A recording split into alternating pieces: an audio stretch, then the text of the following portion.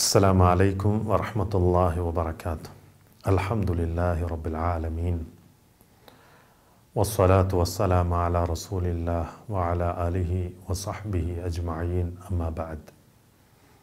സ്നേഹമുള്ള സഹോദരങ്ങളെ, സുഹൃത്തുക്കളെ, അൽ ഉർവത്തുൽ വുസ്ഖ എന്ന പ്രോഗ്രാമിലെ 12ാമത്തെ ക്ലാസ്സിലാണ് നമ്മളുള്ളത്. ഇന്ന് നമ്മൾ പഠിക്കുന്നത് ഏറ്റവും പ്രധാനപ്പെട്ട ഒരു ഹദീസിനെ കുറിച്ചാണ്.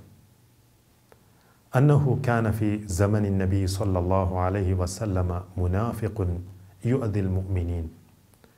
മുഅ്മിനീങ്ങളെ ഉപദ്രവിച്ചുകൊണ്ടിരിക്കുന്ന ഒരു മുനാഫിഖ് നബി സല്ലല്ലാഹു അലൈഹി വസല്ലമയുടെ കാലഘട്ടത്തിലുണ്ടായിരുന്നു. ഫഖാല ബഅദുഹും, അപ്പോൾ ചില ആളുകൾ പറഞ്ഞു, ഖൂമു ബിന നസ്തഗീതു ബി റസൂലില്ലാഹി സ്വല്ലല്ലാഹു അലൈഹി വസല്ലം മിൻ ഹാദൽ മുനാഫിഖ്. ഈ മുനാഫിഖിൽ നിന്ന് റസൂൽ സല്ലല്ലാഹു അലൈഹി വസല്ലമയോട് നമുക്ക് സഹായം ചോദിക്കാം. ആ സമയത്ത് ഫഖാല നബി സല്ലല്ലാഹു അലൈഹി വസല്ലം, നബി സല്ലല്ലാഹു അലൈഹി വസല്ലമ പറഞ്ഞു, ഇന്നഹു ലാ യുസ്തഗാതു ബി, നിശ്ചയം എന്നോട് സഹായാർത്ഥന പാടില്ല. വ ഇന്നമാ യുസ്തഗാതു ബില്ലാഹ്, സഹായാർത്ഥന അല്ലാഹുവോട് മാത്രം. ഇവിടെ ഈ ഹദീസിൽ നിന്ന് നമുക്ക് വളരെ പ്രധാനപ്പെട്ട ചില കാര്യങ്ങൾ മനസ്സിലാക്കാൻ സാധിക്കും.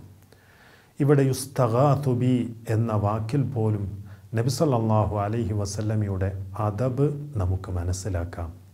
കാരണം മനുഷ്യൻ എല്ലായ്പ്പോഴും ഏകനായ അള്ളാഹുവുമായി ബന്ധപ്പെട്ടവനാണ്.